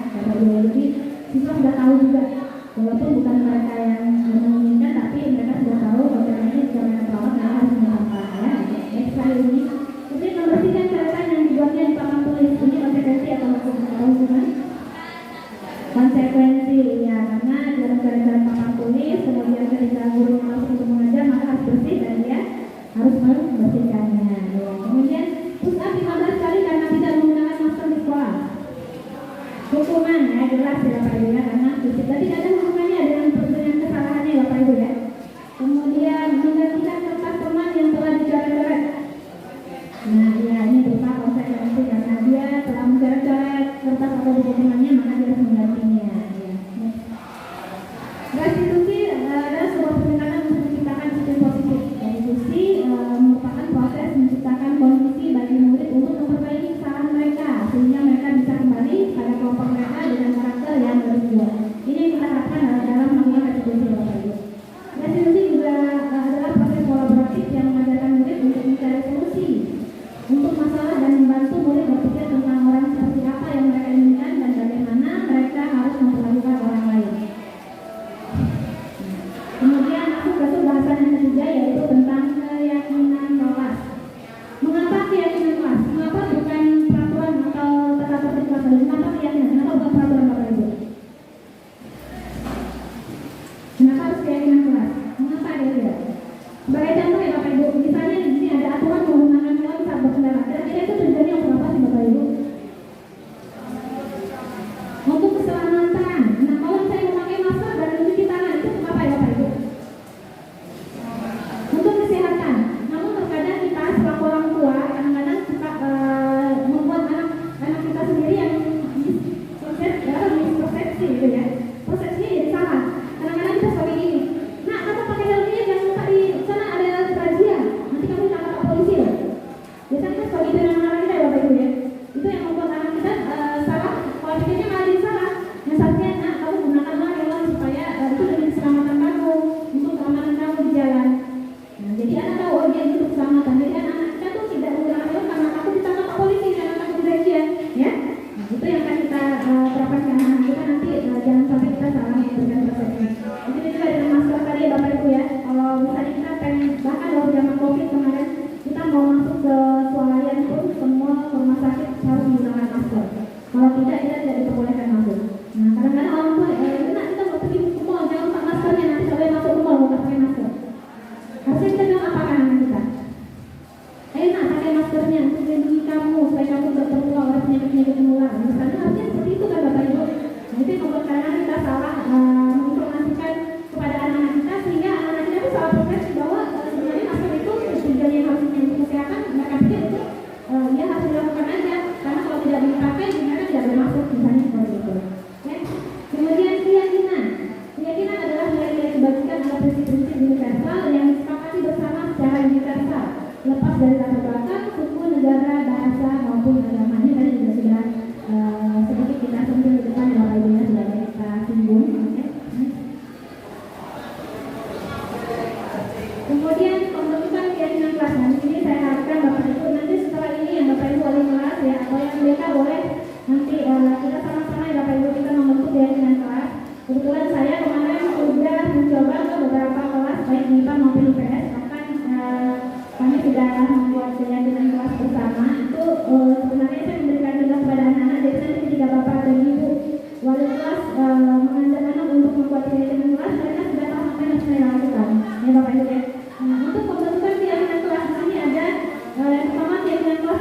lebih abstrak daripada peraturan yang telah terinci dan konkret. Kemudian keyakinan kelas berupa pernyataan-pernyataan yang didasar. Pernyataan keyakinan kelas senantiasa dibuat dalam bentuk positif. Jadi nggak boleh ada kata tidak boleh, jangan, itu nggak boleh Bapak Ibu. Kemudian keyakinan kelas sebenarnya tidak terlalu banyak sehingga mudah diingat dan dipahami oleh semua warga kelas. Jadi nggak usah panjang-panjang. Anak kalau panjang-panjang bacanya juga malas ya Bapak Ibu ya. Jadi singkat tapi padat gitu. Kemudian keyakinan kelas sebaiknya sesuatu yang dapat diterapkan di lingkungan tersebut. Kemudian semua warga kelas sebenarnya ikut berkontribusi dalam pembuatan keyakinan kelas lewat kegiatan cara pendapat. Bersedia meninjau kembali keyakinan kelas di waktu ke waktu. Maksudnya apa meninjau kembali? Jadi keyakinan kelas itu tidak baku. Misalnya Bapak Ibu buat pada semester ini keyakinan kelas, kemudian nanti semester depan Bapak Ibu mau pakai yang sama. Jadi itu bisa berubah Bapak Ibu ya, tergantung situasi kondisi kelas pada saat itu. Oke, di sini saya sudah menerapkan pembentukan keyakinan kelas. Di sini saya contohkan di kelas IPS ya. Kemudian ini saya tapi bikinnya waktu itu dilihat karena kebetulan anak-anak waktu itu saya bawa kelas ya, jadi kondisinya bukan di kelas tapi di luar. Yang pertama guru saya di sini memberikan informasi tahapannya saja di Bapak Ibu ya. Jadi tahap pertama kita menyiapkan alat dan bahan dulu untuk anak-anak menempatkan surat pendapatnya nanti.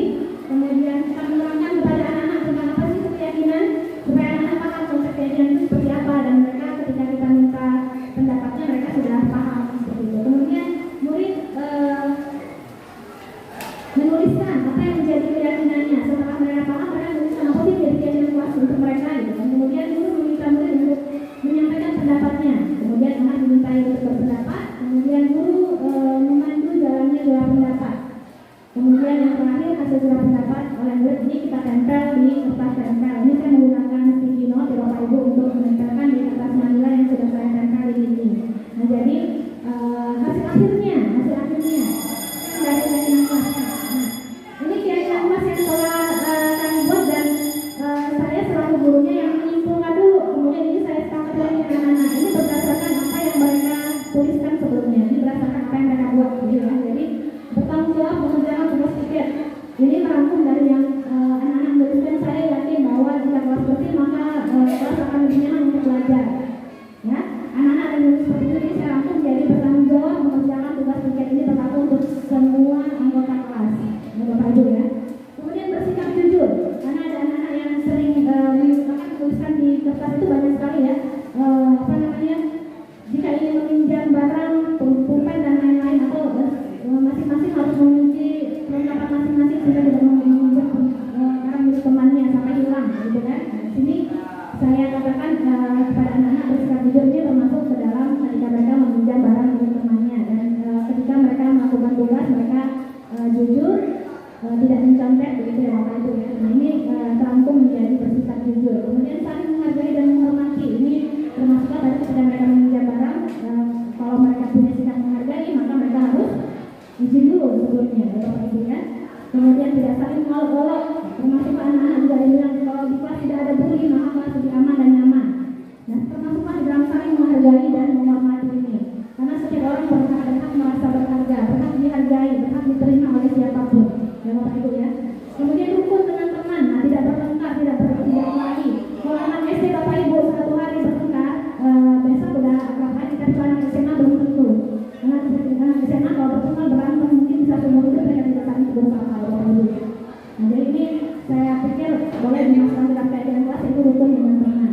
Kemudian semangat belajar, nah, karena mereka sendiri yang membuat bahwa dibutuhkan semangat belajar agar mereka lebih pandai. Nah, saya masukkanlah ke dalam keyakinan kelas semangat belajar.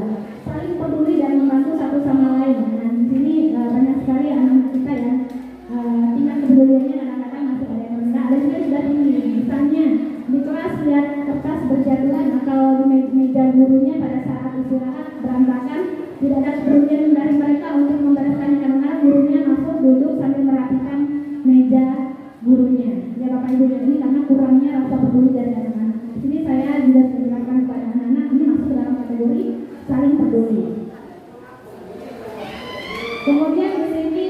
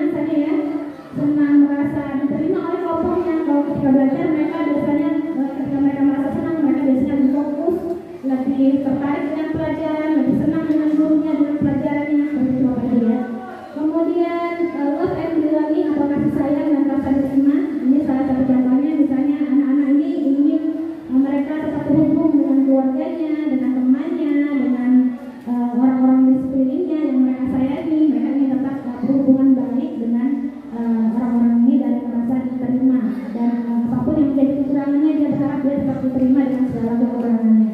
Kemudian ada freedom atau kebebasan. Nah, kebutuhan apa ini freedom atau kebebasan? Kebutuhan untuk bebas berpendapat, ya, dalam kita kasih kesempatan, kita kasih kebebasan untuk berpendapat. Kemudian mereka bebas untuk memilih sesuatu yang mereka inginkan, yang mereka sukai, misalnya dengan model pembelajaran, atau misalnya mereka saya ketika mau pengajuan saya nggak bisa bikin video, saya bisanya bikin presentasi, saya bisanya menghafal, saya bisanya menulis saja di kertas. Nah, itu harus kita sesuaikan dengan kebutuhan anak. Bapak Ibu, jangan kita paksakan anak nggak bisa bikin video, kita paksa harus bisa bikin video, nggak boleh ya Bapak Ibu. Nah, kemudian anak juga kita kasih kebebasan untuk memilih apa yang mereka sukai, mencoba hal baru supaya mereka tahu. Misalnya kalau kayak tadi Bapak Ibu pengennya mereka bikin video, sementara anaknya nggak bisa, ya seharusnya kita kasih dia kesempatan untuk mencoba. Akhirnya kita coba sama-sama, kita bimbing, kita tuntun, ya Bapak Ibu ya. Jadi kalau kita tidak bimbing, kita tidak tuntun, kemudian kita langsung kasih tugas saja, otomatis karena bahasa itu beban berat bagi mereka, karena mereka belum pernah mengalaminya, belum pernah membuatnya, belum pernah mencobanya, tapi mereka dipaksa untuk melakukannya, ya. Oke. Selanjutnya yaitu kebutuhan dasar penguasaan. Nah, di sini biasanya anak-anak kita yang memiliki kebutuhan dasar penguasaan ini bersikap ingin menjadi seorang pemimpin, pengen terlihat kompeten, kayak gitu kan, inginnya memerintah teman-temannya, misalnya seperti itu. Jadi kita juga terkadang seperti itu Bapak Ibu ya, kita merasa sebagai penguasa orang dewasa berhak untuk memerintah anak diri kita. Ya. Oke, selanjutnya, next. Nah, tadi di sini sudah saya jelaskan sedikit kebutuhan survival dan lain-lain. Kemudian di sini saya punya contoh kasus pertanyaan pemantik. Ibu Ambar, guru wali kelas 2A di SD Pelita Hati, sedang bingung menghadapi ulah salah satu murid di kelasnya yaitu Doni.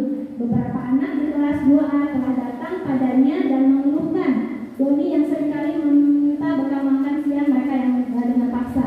Jika Anda menghadapi situasi seperti Ibu Ambar, apa yang akan Anda lakukan? Menurut Anda kira-kira apa alasan Doni melakukan hal itu? Kira-kira apa sih alasan Doni sering minta makan temannya padahal itu bawa bekal sendiri loh Bapak Ibu? Kira-kira apa alasannya? Jawaban dari Doni bisa macam-macam ya Bapak Ibu ya. Bisa saja dia bilang, oh saya lapar Bu, karena dia takut dimarahi gurunya kan, supaya ada timbul rasa kasihan dari gurunya. Oh dia lapar, ya udahlah kayak gitu kan. Kemudian bisa saja dia bilang, saya bosan Bu dengan bekal makanan yang dibuat mama saya, dan itu aja terus. Mungkin dia juga bahkan saya ini Bu, saya senang lihat ekspresinya ketika saya minta makanannya, dia kesal, dia marah, saya senang lihatnya mukanya lucu. Ya gitu kan. Kemudian dia juga membuat temannya takut, iya Bu, kalau misalnya dia minta makanan temannya dengan paksa dan lain-lain, temannya jadi takut sama dia. Nah itu yang membuat dia merasa terpenuhi segala kebutuhannya. Nah untuk itu saya lapar. Kalau jawaban dari saya lapar itu kira-kira kebutuhan apa ya Bapak Ibu yang belum terpenuhi oleh si Doni? Kebutuhan survival, kebutuhan bertahan hidupnya yang belum terpenuhi, begitu ya. Nah, jadi kita sebagai guru harus paham dulu ketika anak melakukan suatu pelanggaran atau melakukan suatu kesalahan, kita harus mengetahui dulu apa sih kebutuhan dasarnya yang mana sih yang belum terpenuhi sehingga anak itu melakukan sesuatu seperti itu ya Bapak Ibu. Kemudian senang karena temannya jadi perhatian. Nah, ini kebutuhan apa? Love and belonging ya Bapak Ibu. Kebutuhan senang karena temannya jadi perhatian. Kemudian bosan dengan bekal yang disiapkan ibunya. Dia bosan. Freedom ya, dia kebutuhan kebebasannya yang belum terpenuhi. Kemudian bisa menikmati ekspresi temannya yang kesal. Ya, kebutuhan fun, dia senang lihat temannya yang kesal. Ya, kebutuhan bersenang-senangnya bermainnya yang belum terpenuhi. Kemudian membuat temannya takut dan menuruti keinginannya. Kebutuhan apa ini? Power, penguasaan. Ya Bapak Ibu, dia merasa senang ketika temannya takut.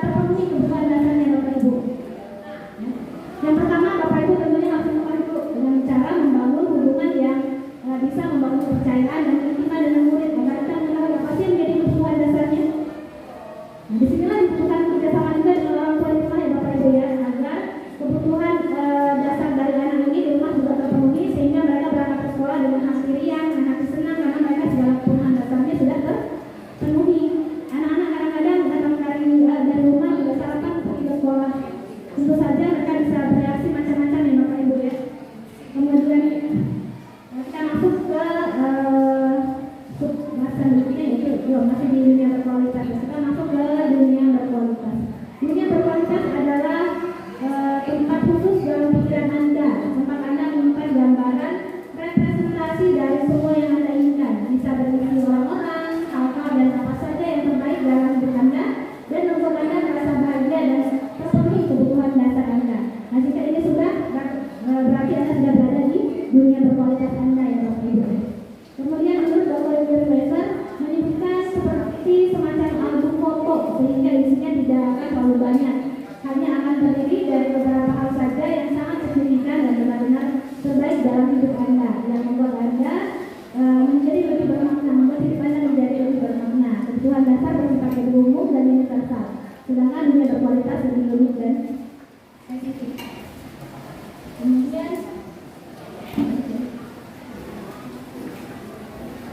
Kemudian kita masuk ke pembahasan yang kelima yaitu tentang posisi kontrol. Ini tadi yang Bapak Ibu belum pernah dengar katanya ya, belum pernah dengar.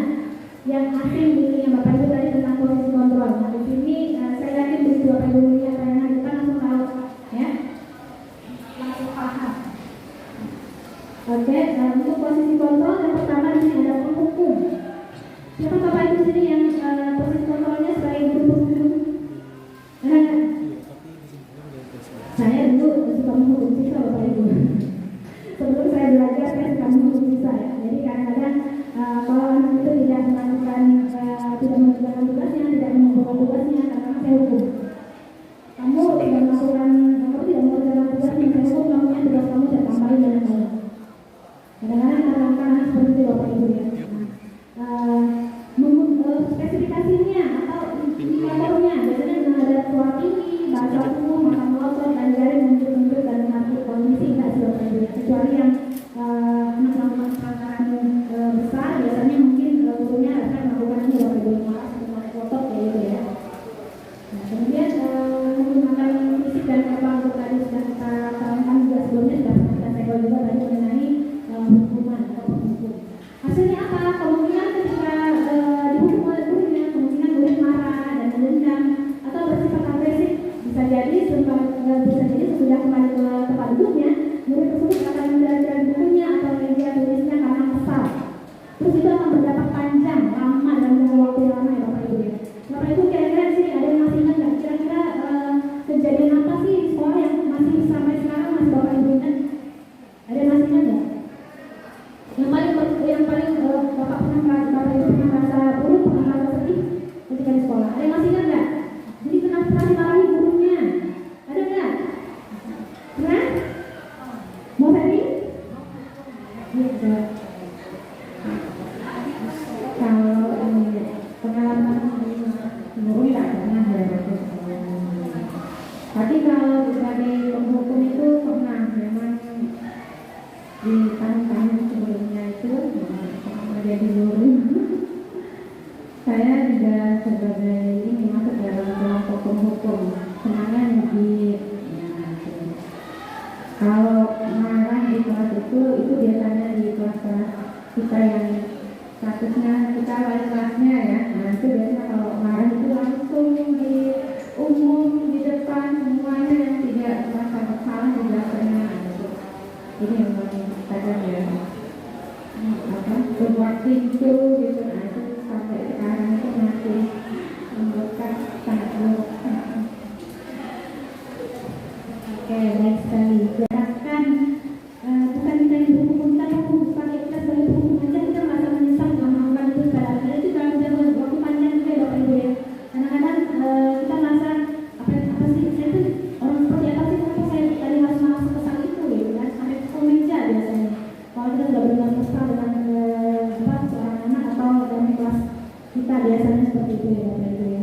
Kemudian membuat rasa bersalah. Untuk penghukum tadi kita tuh nggak selalu seperti itu ya Bapak Ibu. Itu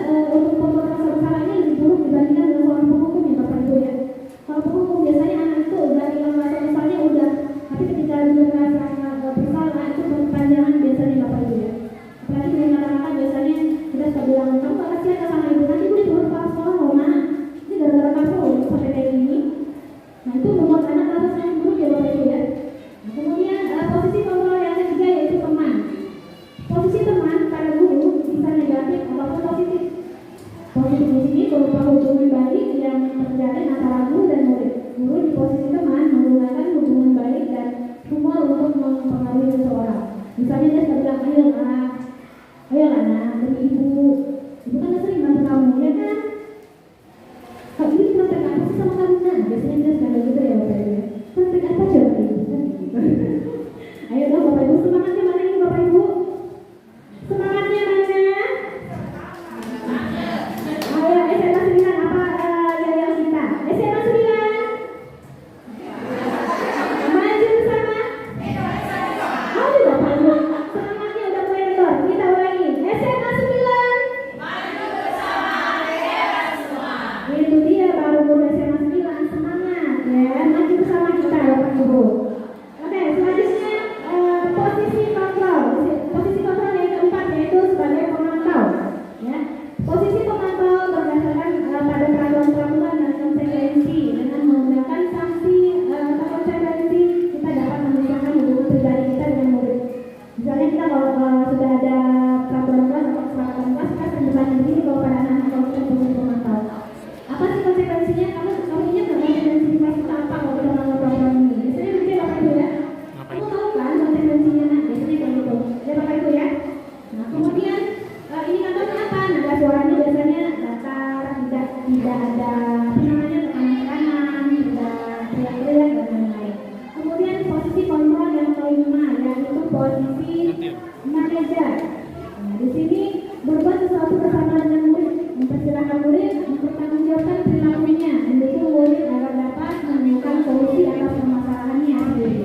Di sini menekankan bukan pada kemampuan membuat konsekuensi, namun dapat berkolaborasi dengan murid bagaimana memperbaiki kesalahan yang ada. Biasanya guru seperti ini sering bertanya, apa sih yang jadi kehidupan di sana? Kamu masih ingat nggak kehidupan kita apa? Begitu ya.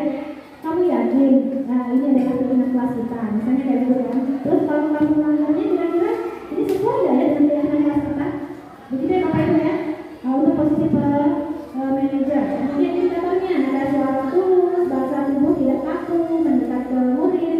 Hasilnya murid dapat menjadi pribadi yang mandiri, merdeka dan bertanggung jawab atas segala perilaku dan sikapnya yang pada akhirnya dapat menciptakan hubungan yang positif, nyaman dan aman. Ini kita harapkan nanti kita semua dapat guru di sini semua sebagai posisinya guru di posisi manajer. Ayo Bapak Ibu kita sama-sama semangat untuk berada di posisi ini Bapak Ibu ya. Kita sama-sama belajar, saling mengingatkan, saling mendukung, berkolaborasi bersama.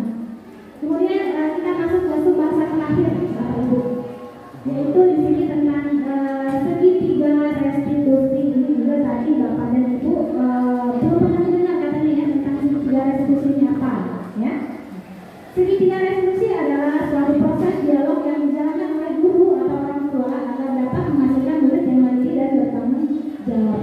Kemudian murid yang dosen dalam bukunya Restitution for Spring 2001 telah merancang sebuah tahapan untuk memudahkan para guru dan orang tua dalam melakukan proses untuk menyiapkan anaknya untuk melakukan restitusi bernama segitiga restitusi atau restitution schedule. Kemudian langkahnya apa sih untuk restitusi itu?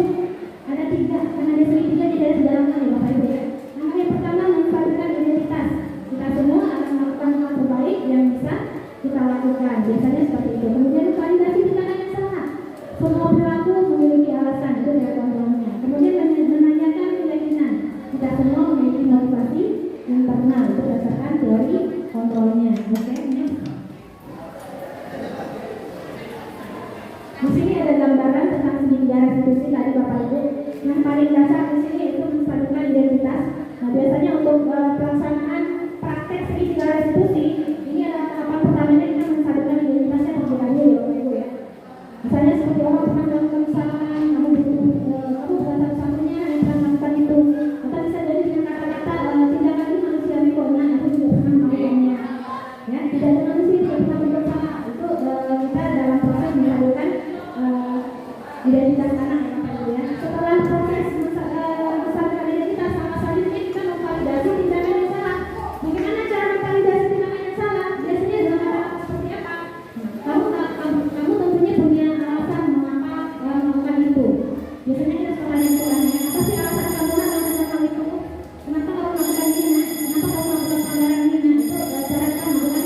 validasi tindakan yang sama. Kemudian adakah cara yang lebih efektif untuk mendapatkan apa yang kamu butuhkan? Itu bisa ditanyakan ya.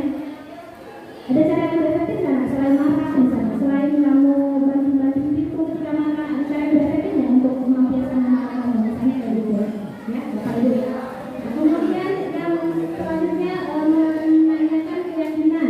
Langkah yang ketiga menanyakan keyakinan. Biasanya tadi itu keyakinan apa yang kita sepakati. Kamu ingin menjadi orang seperti apa sih nak? Ketika kamu mengikuti kata-kata sekolah, kamu ingin menjadi seorang seperti apa sih ketika kamu menjalankan keyakinan kelas kamu ini? Itu yang bisa ditanyakan ya Bapak Ibu ya. Nah nanti di sini saya juga butuh bantuan Bapak Ibu untuk mempraktekkan kegiatan segitiga restitusi ini ya Bapak Ibu ya. Nah kemudian next, ciri-ciri restitusi yang membedakannya dengan program disiplin lainnya. Yang pertama, restitusi bukan untuk menebus kesalahan, namun untuk belajar dari kesalahan. Yang kedua, restitusi memperbaiki hubungan. Yang ketiga, restitusi adalah tawaran, bukan paksaan. Restitusi menuntut untuk melihat ke dalam diri. Restitusi mencari kebutuhan dasar yang mendasari tindakan. Restitusi diri adalah cara yang paling baik. Restitusi fokus pada karakter, bukan tindakan. Restitusi menguatkan. Restitusi itu fokus pada solusi. Restitusi mengembalikan murid yang berbuat salah pada kelompoknya. Jadi ini yang membedakan restitusi dengan yang lainnya ya Bapak Ibu ya. Di sini saya punya sebuah video.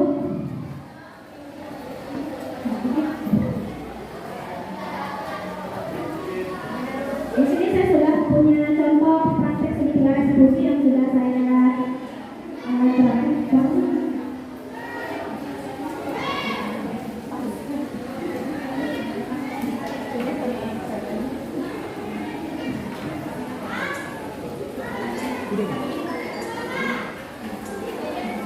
Oke Bapak Ibu, maaf. Oke, baik Bapak Ibu di sini mungkin suaranya kurang kedengaran ya Bapak Ibu ya. Jadi di sini saya sedang menyampaikan dedikasi dahulu. Siswa tadi dia terkesan dengan temannya karena bajunya dikeluar-keluarin itu Bapak Ibu. Bajunya ditarik sama temannya. Sekali dua kali dia masukin, tapi temannya masih terus melakukannya. Akhirnya dia marah terus maki-maki temannya. Dia maki-maki temannya. Dia ketua kelasnya waktu itu saya tadi dia sebentar dengan si Adi misalnya seperti itu ya. Jadi saya panggil anaknya terlebih dahulu, saya validasi dulu, saya panggilkan dulu identitasnya.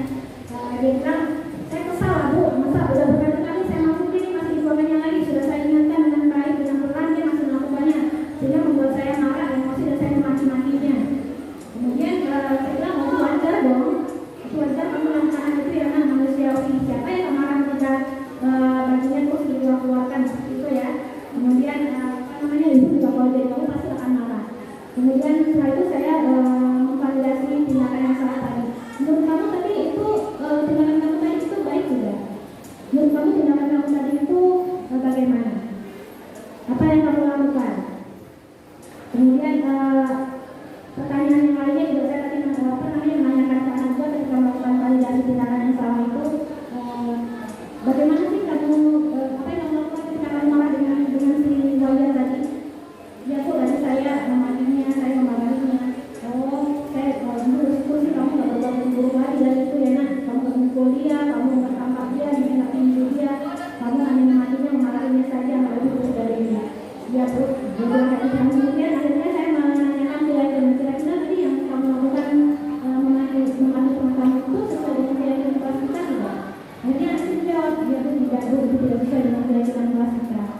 Terus namanya apa sih namanya? Mungkin ada satu dua yang tidak terpenuhi atau mungkin hanya ada satu saja yang terpenuhi, misalnya seperti itu ya Bapak Ibu. Boleh silakan, saya minta Bapak Ibu dua orang memberikan contoh praktek segitiga restitusi. Silakan di sini, Ibu Ida boleh? Ibu siswanya. Nah, yang menjadi gurunya, guru BK-nya. Ada guru BK-nya di sini. Silakan Ibu guru BK. Kita punya guru BK benar loh. Siswa dengan gurunya Bapak Ibu. Itu punya siswa Bu. Ibu ya gurunya. Siswa. Di mana ada siswa katanya? Nah, Bu, berarti Bu Santi. Kamu mau jadi gurunya? Siswa.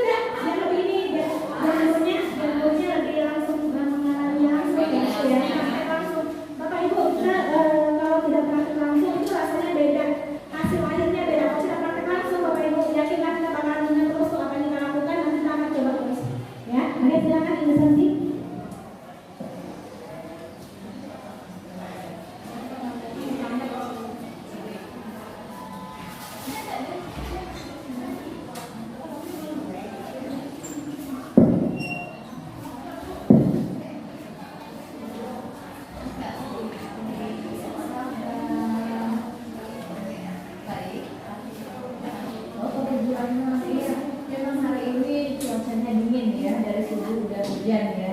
Gimana tadi Ustaz sekolah ada kendala? Oh, kendalanya hujan, Cuman kok ibu lihat tadi waktu itu kayaknya auranya agak-agak sedih. Kenapa nih? Ada yang bisa dibantu? lupa sarapan. Iya, tapi kayaknya ada yang beda deh. Mama.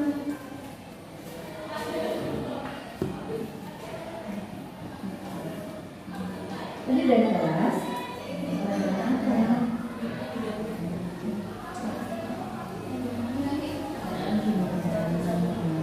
Gimana proses pembelajaran yang menyenangkan? Cuma kalau ibu lihat tadi kayaknya agak murung pada saat HP-nya diambil. Kenapa? Sebenarnya makanya pada saat proses pembelajaran boleh tidak kita main HP? Nah, kalau di dan gurunya boleh. Cuma kalau di main HP izinnya tidak sama gurunya. Oh, enggak. Gurunya tidak menjelaskan materi. Oke, sekarang coba kalau posisinya nih ibu balik nih. Nah, sekarang Kak Siti nih lagi ngomong sama ibu sekarang. Kita lagi berhadapan. Tapi ibu lagi asik main HP. Kira-kira perasaan Siti gimana? Oh, kayak dipacangin, gak enak kan ya? Padahal harusnya pada saat proses pembelajaran ya kita fokus untuk konsentrasi. Oke, berarti tadi perbuatan Siti salah nggak? Salah, karena sudah ada kesepakatan kalau kita ngomong dan satu maka makanya harus semua. Oke, mudah-mudahan itu tidak terulang lagi ya di proses pelajaran pertemanan. Terima kasih dan izin.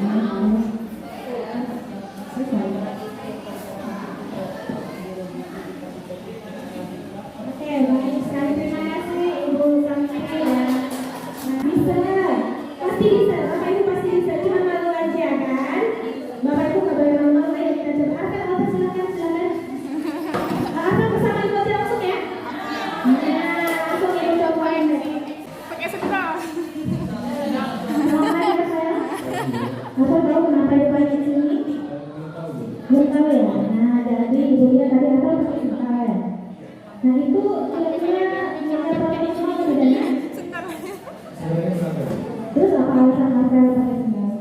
Saya memakai sendal itu karena cuaca hujan. Cuaca hujan ya Nak ya. Nah, jadi setiap manusia mungkin teman-teman sama siapa ya Nak ya. Kalau hujan sepatunya basah mau pakai sendal gitu ya. Nah, itu wajar ya. Itu juga mungkin kalau punya sepatu cuma satu kemudian basah ya mau pakai sendal. Atau misalnya kaki kita sakit kalau nggak bisa pakai sepatu ya pakai sendal itu manusiawi ya. Apa tadi apa namanya alasannya udah jelas ya karena basah terus apa namanya ibu mau juga novel nanti bagaimana sih supaya novel tidak sepatunya tidak apa selain tidak pakai sepatu tidak pakai sendal lagi di sekolah. Kalau misalnya hujan mungkin sepatunya kalau basah akan saya jebol. Ketika ada matahari kalau tidak saya akan letakkan di lantai. Oke, jadi kita lihat apa nanti kalau yang saya lakukan ini salah yang tidak sesuai dengan keyakinan kita ya. Nah, jadi seterusnya tadi apa? Kita menjadikannya kalau ada matahari kemudian tidak akan melayani lagi ya. Jadi supaya kita basah gimana kira-kira apa? Kalau misalnya masih dalam kelas 3 Oh iya, jadi kalau berangkat sekolah hari hujan ya dari rumah boleh pakai sendal, makanya sekolah ganti sepatu ya. Sepatunya dimasukin ke dalam kelas dulu. Kita sudah menemukan solusi apa ya, Pak? Ya, pintar sekali, bagus sekali. Jadi apa sudah bisa menemukan solusi dari permasalahannya. Lalu waktu jangan dua lagi ya. Oke, terima kasih Allah semangat belajarnya ya. Oke,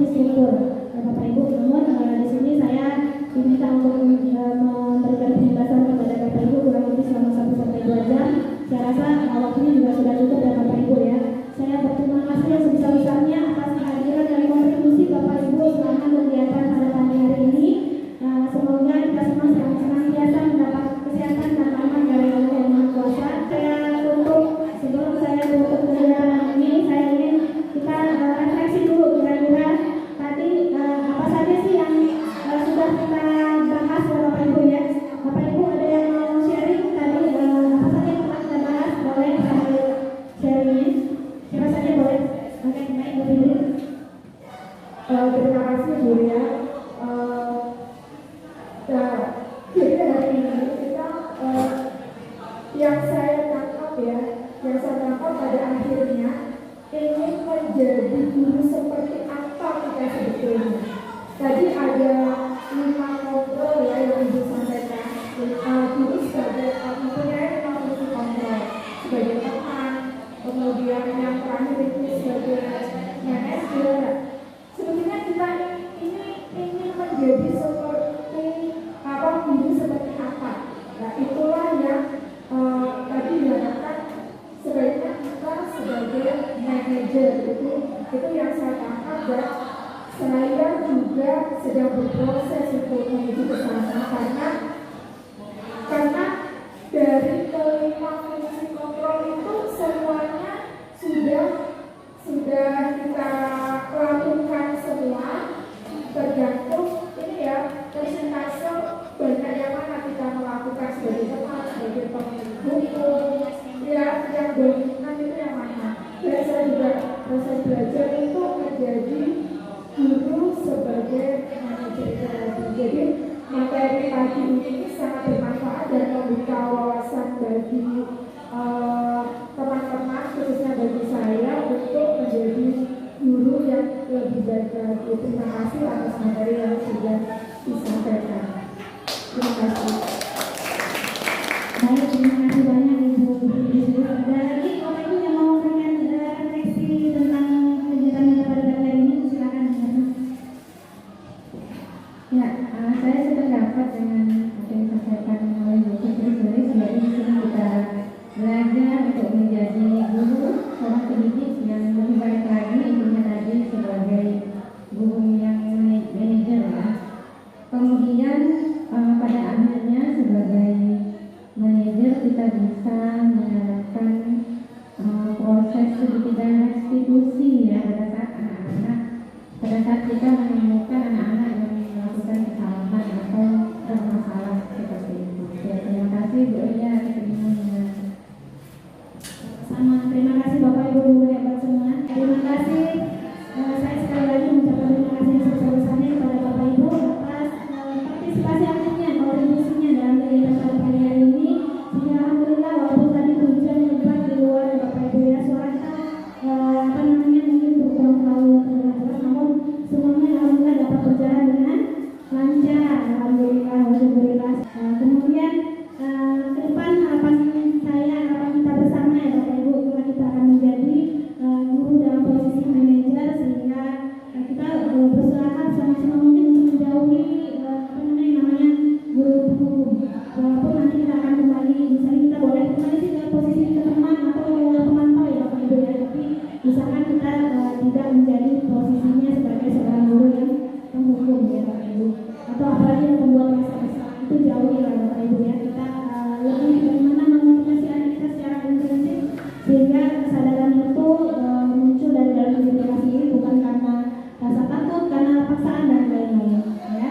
Baik, akhir kata wabillahi taufiq wal hidayah. Wassalamualaikum warahmatullahi wabarakatuh. Untuk sesi penjelasan dari saya tutup ya Bapak Ibu. Terima kasih ya.